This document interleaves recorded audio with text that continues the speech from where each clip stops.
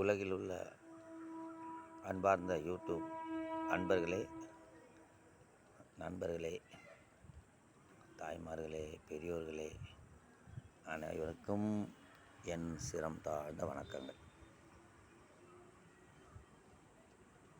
வள்ளலார் என்பவர் யார்?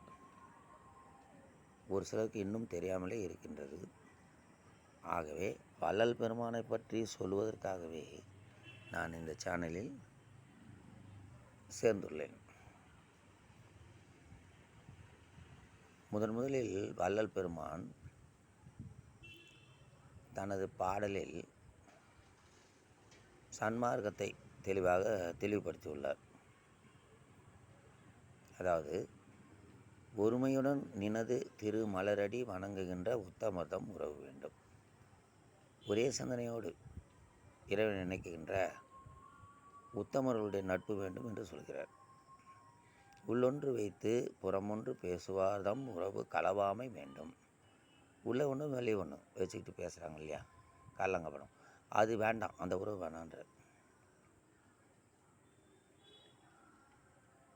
பெருமை பெரு நினது புகழ் பேச வேண்டும், பொய்மை பேசாதிருக்க வேண்டும்.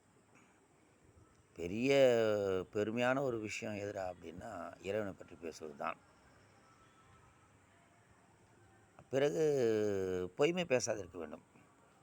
பொய்மை என்பது வேறு, பொய் என்பது வேறு. பொய் சில நேரங்களில் உண்மையாகவும் மக்களுக்கு பயன்படக்கூடியதாகவும் கூட இருக்கும். ஆனால் பொய்மை என்பது என்னவென்றால், அது எப்பவுமே பேசக்கூடாத ஒன்று. அந்த விஷயத்தில் அதாவது உண்மையை மட்டுமே பேச வேண்டும். அதாவது அப்படிப்பட்ட விஷயங்கள் எல்லாம், அதனால்தான் அதை பொய் பேசாதிருக்க வேண்டும் என்று சொல்லாமல் பொய்மை பேசாதிருக்க வேண்டும் என்று சொல்கின்றார். பெருநெறி பிடித்தொழுக வேண்டும், மதமான பேய் பிடியாதிருக்க வேண்டும். பெருநெறி பிடித்தொழுக வேண்டும். பெருநெறி, இந்த உலகத்திலேயே பெரிய நெறி எதுன்னா சன்மார்க்கம்தான். அதுதான் அவர் சொல்கிறார், பெருநெறி பிடித்தொழுக வேண்டும், மதமான பேய் பிடியாதிருக்க வேண்டும்.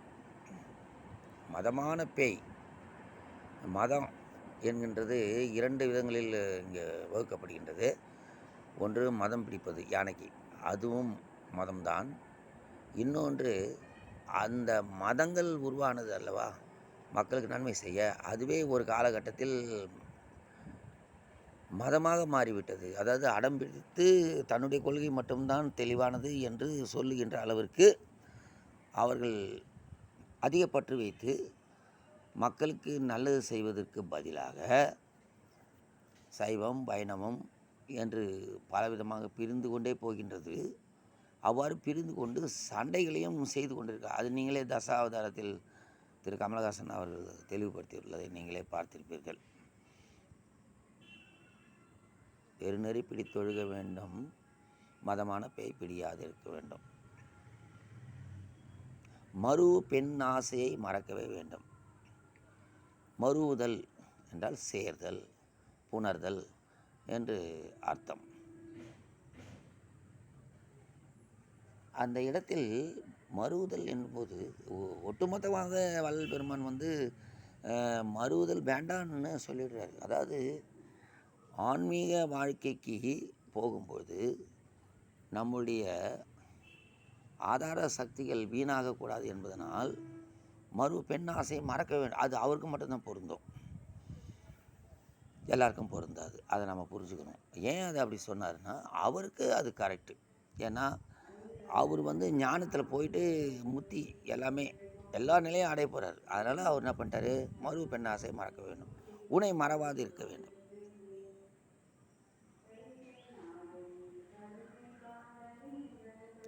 மதி வேண்டும், நின் கருணை நிதி வேண்டும், நோயற்ற வாழ்வில் நாங்கள் வாழ வேண்டும். நான் வாழ வேண்டும்ன்றார்.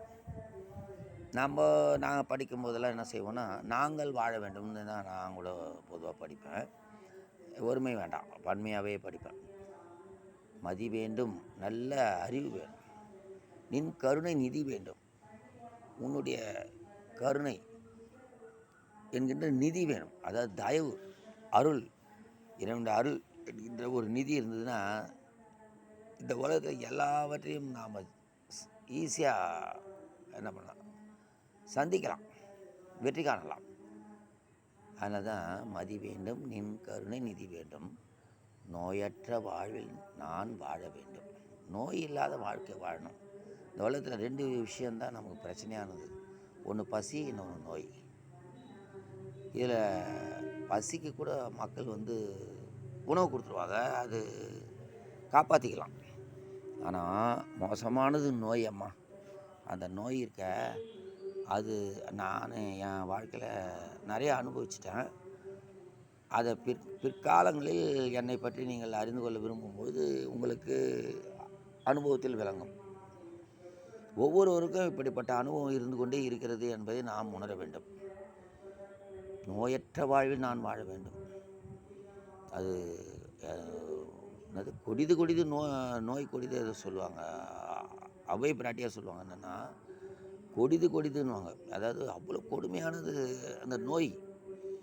வறுமையில் இளமையில் வறுமை கொடிதுன்னுவாங்க. அப்படி சொல்லிட்டு வரும்போது அதில் ஒரு முக்கியமான விஷயமா நோயை சொல்லுவாங்க. அதுதான். அதனால தான் என்ன பண்ணுறாருன்னா, ஐயா பசி கூட அங்கே வைக்காமல் நோயை வைக்கிறார். நோயற்ற வாழ்வில் நான் வாழ வேண்டும். அதுக்கு பிறகு சொல்கிறாரு, தர்மமிகு சென்னையில். இந்த சென்னை எப்படி இருந்தது? தர்மம் மிகுந்ததாக இருந்ததுன்றார். தர்மமிகு சென்னையில். அந்த இடத்துல எங்கே இருக்குது? கந்தக்கோட்டத்தில் தலம்போங்கும் கந்தவேலே, கந்த பெருமானே, சண்முக துய்யமணி உள்முக சைவமணி. சண்முகத்துவம்னா அந்த சண்முகன்றது 8 அட்சரம். இதுக்கெல்லாம் பார்த்திங்கன்னா இன்னும் பிற்காலத்தில் நம்ம அறிவு தெளிவாகும்போது தான் இதுக்கு உண்மையான விளக்கம் கிடைக்கும். நாம் ஏதோ தெரிஞ்சதுன்னு ஏதோ ஒன்று சொல்லிடக்கூடாது. இதுக்கு உண்மையான விளக்கம் அனுபவத்தின்கண் விளக்கம். அனுபவம் தான் நமக்கு வேணும். அனுபவம். வள்ளல் பெருமான் சொன்னது போல் நமக்கு அஞ்ஞானம் விலகி அருள் ஞானம் விலகும்போது கண்டிப்பாக அந்த ஷண்முகம் என்பது என்ன? உன்முக சைவமணின்றார். சண்முக துய்யமணி உன்முக சைவமணி சண்முக தெய்வமணியே என்று அந்த பாடலில் வர்ணிக்கிறார் இறைவனை. இந்த முதல் பாடலிலே ஒரு சன்மார்க்கத்துக்குரிய தகுதியை அவர் அங்கேயே தன்னிடத்தில் வெளிப்படுத்தி விடுகின்றார். இந்த அடிப்படை ஒழுக்கங்களும் சிந்தனைகளும் இல்லை என்றால் சன்மார்க்கத்திற்கு நாம் தகுதி இல்லாமல் போகிறோம். அதனால் முதலில் என்ன செய்கிறார்? இறைவனிடம் வேண்டி கேட்டுக்கொள்கிறார் இந்த விஷயத்தை. அன்பர்களே, எனக்கு தெரிந்த அளவில் அடியேன் இச்சிறியேன் தங்கள் மண்டியிட்டு கேட்டுக்கொள்கிறேன். நான் சொல்வதில் ஏதாவது சிறு தவறுகள் இருந்தாலும் பெரிய தவறுகள் இருந்தாலும் தயவு கூர்ந்து மன்னித்து அருளும்படி எல்லாம் வல்ல அருட்பெரும் ஜோதி ஆண்டவரின் திருவருளை வைத்து தங்களிடம் மண்டியிட்டு கேட்டுக்கொள்கிறேன். வாழ்க வளமுடன். இன்று போதும் இது என்று நினைக்கிறேன். அன்பர்களே, மீண்டும் சந்திப்போம்.